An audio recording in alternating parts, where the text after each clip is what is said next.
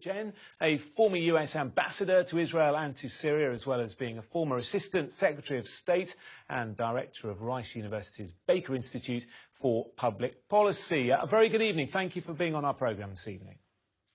Good evening. We've only had leaked information so far about what Donald Trump is describing as the deal of the century. What would you call it? Well, as you say, we have no real exposure to what the deal is. It has been kept rather confidential by the Trump team.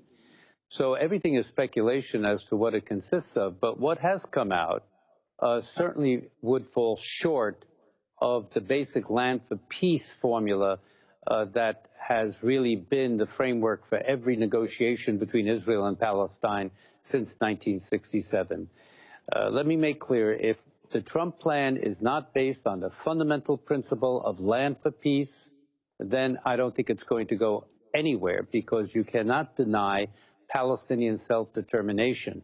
If it's peace for peace, and by that I mean security arrangements, economic arrangements, something short of a territorial compromise and a territorial decision that would eventually have an independent Palestinian state living in peace and security next to an independent Israeli state, I think this plan will go nowhere.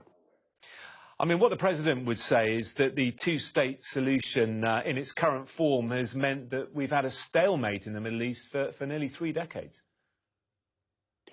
That's correct. There's been a stalemate, but a lot has been said that nothing has worked in the past, according to the Trump administration. But let's remember, Jimmy Carter brokered in '79 the Israeli-Egyptian peace treaty. We had the Madrid Peace Conference under President George Herbert Walker Bush and Secretary Baker that brought the Israelis and the Palestinians and all the immediate Arab neighbors to the negotiating table for direct negotiations for the first time in history. That ended up in an Israeli-Jordanian peace treaty, the second major peace treaty. So it's erroneous to say that nothing has worked in the past. The two-state solution, in my view, is the only solution that can truly guarantee a democratic Jewish state and an independent Palestinian state. Anything short of that would be a so-called one-state solution, either with equal rights for all citizens, Palestinian, Arabs, and Israelis, or a so-called apartheid structure where the Israelis would have superior rights and the Palestinian secondary rights. If that's where it's going to go, I don't think it would be tenable. Do you think the fact that the Israeli Prime Minister and the leader of the opposition have both been invited to Washington, but there's no invite whatsoever for the Palestinians, means that this quite simply is a non-starter right from the get-go? That's bizarre, isn't it? And I think it says everything.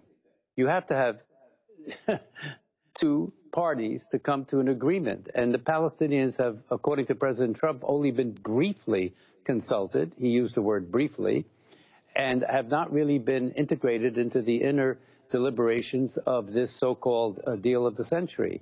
It simply isn't going to work without having the Palestinians in as full-scale partners in whatever is going to be negotiated. So what's behind this? I also think that having Benny Gantz and Netanyahu at the meeting, it'll be interesting to see if they meet with the president together or if they meet with the president separately. But I think it's rather problematic for Benny Gantz what's happening here, because he may be virtually trapped into arrangements that he would then have to persuade his own coalition in Israel to live up to. Do you think there's a sense then that Palestinians will be forced to reject this so that they can then be portrayed as simply uncompromising? That's always been the case. Anytime we've had a stalemate, each side accuses the other of being the guilty party for walking away from the table or an agreement.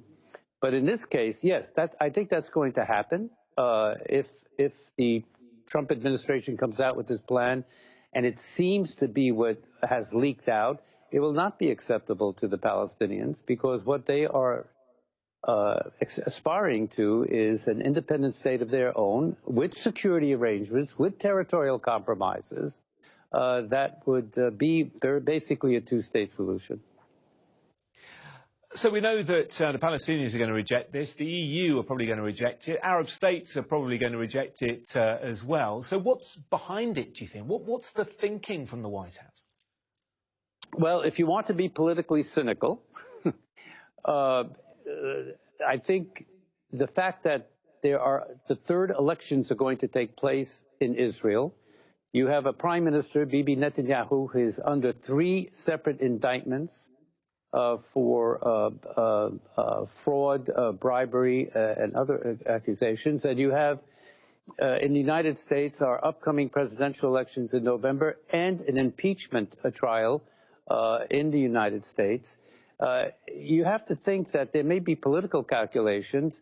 One of the speculation is that the Trump administration is doing this to really help Bibi Netanyahu in his travails in Israel, facing these indictments that will change the subject in Israel and make Netanyahu look like the man who can deliver the United States on almost everything Israel wants.